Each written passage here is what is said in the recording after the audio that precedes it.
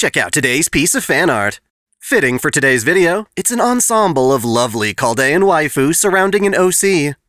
Good taste being so close to Mordred and all. This was actually a commission shared to me on Discord, but the artist is Aminusa on DeviantArt. Thank you for letting me share this piece.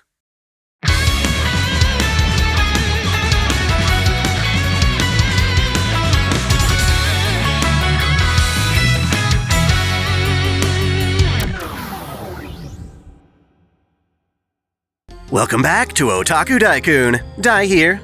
Technically, this video is a sequel, or follow-up to my review of the second Camelot movie, Paladin Argitlam. While the Camelot films were an interesting and enjoyable mess, I had way more anticipation for Cloverworks' Solomon film, The Final Singularity: Grand Temple of Time. I consider their Babylonia adaptation to be a perfect 10 out of 10, truly a legendary anime that easily eclipses the game's story. Given the nature of the Solomon Singularity, I felt like Cloverworks had the opportunity to recapture lightning in a bottle. Overall, I would say they did it again, but not as gracefully as before. There are only a small handful of things I'd change to make this 9 out of 10 movie perfect. It's frustrating because the things I'm bothered by would have been extremely easy to fix. It's a brilliant supplement to the game's version of the story, but isn't quite able to serve as a complete replacement. Basically, there's merit to experiencing both. Adapting the Solomon Singularity into a movie essentially involves two main goals or expectations. Obviously, it needs to catch us up and reorient us on the overarching plot of Fate Grand Order, that being Getia's incineration of humanity. They need to cover actually confronting Getia and adapting all the memorable details of Ritsuka and Mashu's battle. Given Cloverworks' track record with Babylonia, I had no doubt in my mind that they'd follow through on this aspect. The more enticing part of this adaptation is the massive battle against the demon god pillars. It's basically the endgame for Fate Grand Order, uniting all the previous servants we befriended till now in an epic showdown. As a mobile game tied to primitive visual novel storytelling, fans actually playing through this part of the game could really only imagine the scale of this fight. Rather than seeing all the servants use their signature moves, reacting to larger-than-life foes, we could only imagine and feel sated by what I'd say was drawn-out dialogue. To be pessimistic, it kinda felt like a big Fate ice cream social more than a colossal fight. Thus, an anime adaptation had the perfect opportunity to bring this showdown to life, actually choreographing a brawl this big. Obviously, it wouldn't have been easy or cheap, but it was also one of those things that would be totally worth it if done right. Thankfully, for the most part, I can say Cloverworks succeeded rather brilliantly. Honestly, that's about all I can say without delving into potential spoilers. Bottom line is that you should definitely see this movie. It's good. The rest is just nitpicking, and me saying how it could have been even better. A huge appeal of this film is watching the near-constant struggle between servants and demon gods, and it allows us to see some servants in a whole new light. All the more popular heroic spirits get some glorious moments to shine, but sadly, not all of the servants were treated the same. There was a small minority of heroes that barely showed up for a single shot. Instead of getting to attack, they're just kind of in the background, lucky to have even a micro-animation where they turn their heads slightly. I feel this could have been an incredibly easy fix. Just 5 seconds or so per servant to show them actually fighting. Without adding much more than a minute to the film's runtime, they could have solved this problem easily, giving all fans something to look forward to. Instead, we actually had some servants appearing multiple times throughout the fight, which just came off as unfair. There was one kinda irritating moment where they show some scrolling panoramic stills of the combat. While they're all great pieces of art that would have been great for a flashback or something, it didn't feel right being placed in the heart of the battle itself. Thankfully, there was still a ton of gorgeous animation to appreciate. My favorite moments were getting to see Sansa's noble phantasm brought to life, Skahak zipping about the battlefield one-shotting her enemies, and a delightful moment where Mordred and Nero double-team Getia. There are plenty of other nice touches too, such as seeing Anna and Gorgon working together, and Edmond Dantes escorting Ritsuka through dangerous areas. I've seen some people complain that Cloverworks' art style made all the servants have the same face, but I actually appreciated that aspect. I find a lot of these guys having better anime designs than they did in-game. Given that one of the game's charms was having guest artists design many of the servants though, I can understand the frustration, but I also feel this was inevitable. Another complaint is that the servants hardly talk, and that's something I can partially agree with. Jeanne d'Arc basically serves as the spokesperson for the heroic spirits, and outside of a few of them chanting their noble phantasms, you don't even hear the typical grunts or attack sounds from them. Obviously, these servants aren't actually impacting the base story, but choosing to give them almost no voice work made them feel a little bit lifeless. To wrap up my thoughts on the combat, I'd say all I personally needed to see it as perfect was just short little attack animations of all the neglected servants interspersed throughout the action. At least as much of an appearance as servants get in the Fate Grand Order promotional videos for each story chapter. With that out of the way, let's focus on the narrative arc of this film. I think it does a great job bringing us up to speed with the current situation. It reuses some parts of Romani's backstory from the Babylonia anime, but honestly, those bits felt like more of a bonus in Babylonia, and more at home in this film given the context. After resolving the 7 singularities holding together Getia's incineration of humanity, Chaldea can finally approach him directly at Solomon's Temple of Time. Da Vinci hooks up Ritsuko with a new mystic code that allows him to summon a handful of servants using his own body as the catalyst. Otherwise, his only reliable and consistent servant is Mashu, though it's made clear that she's nearing the end of her life as a designer baby. Eternally jailbait, she's expected to die before her 18th birthday, since she was designed with a limited lifespan. Ritsuko attempts to have her stay out of the fight and enjoy her final moments, but it seems protecting her senpai is what makes her the happiest. Another of the things the film does really well is conveying the circumstances behind the incineration. It shows how Solomon, the wise king blessed by God with knowledge and 10 rings of power, summoned 72 demon god familiars to aid him. He eventually relinquished these powers prior to his death and became a heroic spirit recorded into the Throne of Heroes. Marisbury Animasphere acquired one of the 10 rings and used it to summon Solomon as his servant. Together, they won the timeline's only Fuyuki Holy Grail War and used its energy to grant their wishes.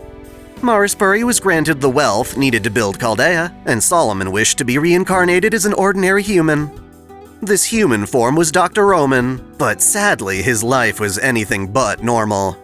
He inherited one final clairvoyant prophecy from his former self, a vague premonition of the world's impending doom.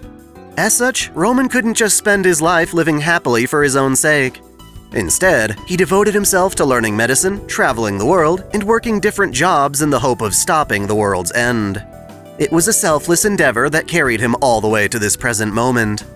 As Chaldea gets closer to learning the truth, he begins to realize his true identity as the reincarnated Solomon. Thus, the real villain isn't Solomon at all, but rather the collective hive mind of his demon gods, known as Getia. Ironically, these beings called demons actually care a lot about humanity. They were instructed to oversee the human order, and yet they found Solomon's actions conflicting. There's a really cool scene in which we get to see Solomon during his time as king, sitting high and mighty on his throne while his own people struggle with death and poverty. Getia looks upon this and wonders why Solomon won't use his knowledge and power to help the people. As such, Getia reasons that all of humanity, including Solomon, is flawed, burdened by the presence and fear of death. Thus, the hive mind formulates a plan to go back to the origin of man and redesign them without the concept of death, so they can live happily and eternally without worry. All the seemingly wicked and intimidating things Getia has done up to this point are actually virtuous in their own way. Incinerating all of human history was only a means of gathering enough energy to ultimately design a better form of human. When we see Getia observe Solomon's dismissive cruelty, it really helps us understand his perspective. At the same time, though, it brings up a different question that neither the game nor the film adequately answer. Why was Solomon so passive with his rule? I can suspect it had to do with his clairvoyance and expansive knowledge. Perhaps because he could see the future, he knew his actions wouldn't have an impact. That, or he understood how human life derives value from struggle, that happiness earned is greater than happiness given. Those are just my own guesses, though. Otherwise, the film does a great job of finally aligning all the pieces to this wild FGO puzzle.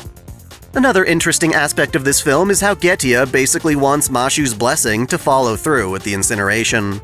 Given her circumstances, Mashu's life is rather sad and cruel. She was born just to be used for summoning experiments, negligently manipulated to have a shorter life than the average human. Getia thinks that she, above anyone else, would understand his ideal vision for the world. We get to see Mashu in a dreamlike state, surrounded by happy people in what seems like a utopia. These people aren't afraid of death since there is no such thing as death, and Getia thinks Mashu will validate him by appreciating this vision. Perhaps she would have at first, but throughout the journey thus far, she's learned the value of humanity's struggle, hence why she's come to fight. Funnily enough, Ritsuka and Mashu ride in on a custom-made dune buggy that gets destroyed almost immediately. To represent the demon god pillars, we have Flauros speaking through the leprechaun. This Temple of Time basically is Getia incarnate, so all the demon gods we've defeated up till now are back, and can't truly die until Getia's core body is defeated. Here's where the fighting starts. The servant who gets the most screen time is probably Alexander, the kid form riding around on Bucephalus. This is convenient because Bucephalus sticks around to help Ritsuka and Mashu travel. Ritsuka then summons Extra Vlad, who impales the crap out of the pillars, and then has Charles-Henri Sanson lop off Lev's head with a massive guillotine. Of course, this is fate, so Lev doesn't die when killed. He just merges with Flauros like a nasty human abscess. Realizing this, it seems all hope is lost, but then a miracle occurs. All of Chaldea's former allies start summoning themselves to help. They've come to repay the debt to Ritsuka, and it's quite an amazing sight. It's wonderful to see all these servants gather, and their entrances are flashy. That said, this is also where we can notice all the servants that never get a chance to shine. I'm not sure if I counted them all, but I know for sure that Blackbeard, Kiyohime, Elizabeth Bathory, Marie Antoinette, Siegfried, Gilles de Rais, Boudica, Spartacus, Jinkei, Caesar, Caligula, Ozymandias, Nitocris, Arash, the Hassans, Sanzang, Tuatha Tota, the Knights of the Round Table, Medea, Heracles, Stheno, Uriel, Shakespeare, Nursery Rhyme, Jack, Mephistopheles, Hohenheim, Carmilla, Daon, Atalante, Tesla, Karna, Arjuna, Billy the Kid, Robin Hood, Li Shuan, Eric the Blood Axe, Ku Alter, Maeve, and Hector pretty much just show up as background elements. Getia's pissed that not only humanity, but heroic spirits are all rejecting his vision as Ritsuka and Mashu travel to the heart of his temple. The ride there on a bridge of light is quite beautiful, and does a great job conveying Mashu's sorrows and strength going into what she believes is her last fight. Getia explains that he already has all the energy he needs for his noble phantasm, Ars Almadel Solomonis, and is just minutes away from preparing it. I say Getia, and I have been even in all my lore videos, but Chaldea is still under the false assumption that they're fighting Solomon. This is actually the first moment the truth is revealed, which makes it hard to explain to people who spend most of this time confused. The fight resumes with Mashu leading the charge along with servants like Orion Artemis and Geronimo. Altera gets an awesome and sexy moment to shine, giving Mashu the chance to finally strike Getia. Sadly, this merely sheds Getia's Solomon form, revealing his body as a beast of humanity. I admit he looks a little clunky, having such a detailed design that needs to move as fluidly as the other characters, but I also appreciate how they didn't make him CG. The only CG elements I'd expect would be the demon god pillars, and those look fine. Servants battle against this new Getia body, featuring Nero, Mordred, Nightingale, Bedivere, Drake, Jean, and Enkidu. These guys get a lot more love than the other servants. As awesome as this is, their efforts are undone when Getia declares himself the foundation of human summoning spells, and essentially unsummons his opponents. Again, Getia tries to win Mashu to his side, but she rejects his world of eternity, essentially deciding she'd rather stick with her current setup even if it ends in tragedy. Pissed, Getia activates his noble phantasm, and Mashu prepares hers. This is the dramatic moment where Mashu sacrifices her life to save Ritsuka. The blast burns away her entire body, leaving only her shield behind. It's animated well, enough to parallel the great CG the game used to portray this sacrifice. What ruins the moment for me, though, is that they decided to overlay it with a narration from Getia, more or less preaching to us Mashu's resolve, something we already understood without the added voiceover. This text may have fit in the game, but here it's just obtrusive. Perhaps if this were Ritsuka or Mashu giving the voiceover, I'd still be invested, but it's safe to say that Getia taking pity on her and raining on her big moment isn't as touching as they thought it would be. Again, it would have been an easy fix to instead just leave the touching music and hold the narration until after we got a good look at what Mashu had done. Just as Ritsuka tries to stand in Mashu's wake, Romani steps out of Chaldea to bring us our second dramatic sacrifice. By keeping the 10th ring, the one used to summon him, Romani is able to return to being Solomon. He finally explains his perspective, that life is meant to be a struggle against suffering and death, but that doesn't mean life is meaningless or defined by its suffering. Rather, it's the opposite. Human limitations bring out their inner beauty, making their struggle a journey filled with love and hope. It's sad that Getia couldn't see the same thing he did. He made the demon gods to protect humanity, but in case that failed, he also designed a way to undo his mistake. That's what his first noble phantasm, Ars Nova, truly is. By erasing his own existence from the throne of heroes, he gives Ritsuka a fighting chance. With a very Archer Emiya-like smile, Romani vanishes. None of this is enough to convince Getia, but it sure as hell gives Ritsuka the resolve to summon more servants and keep up the fight, even as the mystic code strains his nervous system. It's a pretty epic confrontation, which Gilgamesh watches calmly from a distance. What a weirdo. This fight features Edmond Dantes, Rama, David, Quetzalcoatl, Amadeus, Fuma Kotaro, and Skahak, all helping Ritsuka evade Getia's attacks and counter with their own. Ushi Wakamaru gets a reprise of her badass moment from Babylonia, too. We get more brief moments from Ishtar and Asterios, who give Ritsuka the chance to impale Getia with Mashu's shield. I recall that in the game, Ritsuka did something like punch Getia with a charged command spell or something, but at the same time it was hard to tell exactly what he did given the visual novel style. Here, Ritsuka declares his determination to live, bringing down the shield as the screen fades to white. Once more, he rams the shield into Getia's chest, and their fight appears to end. Our villain learns the sort of strength that can come from fearing death and resisting it. Having done nothing to help, Gilgamesh comments on the irony of the beasts of humanity, that the path to destruction is paved with good intentions. He and the other servants leave, though this seems rather premature, given that there's one more form of Getia left to defeat. Ritsuka is battered, barely able to limp his way back to Chaldea. It is here that he encounters the last vestiges of Getia, empowered by the fear of his own death. What was once the hardest battle from the singularity in the game is now almost a bit silly, as it boils down to a pathetic yet manly fistfight. There's something profound yet laughable about this part.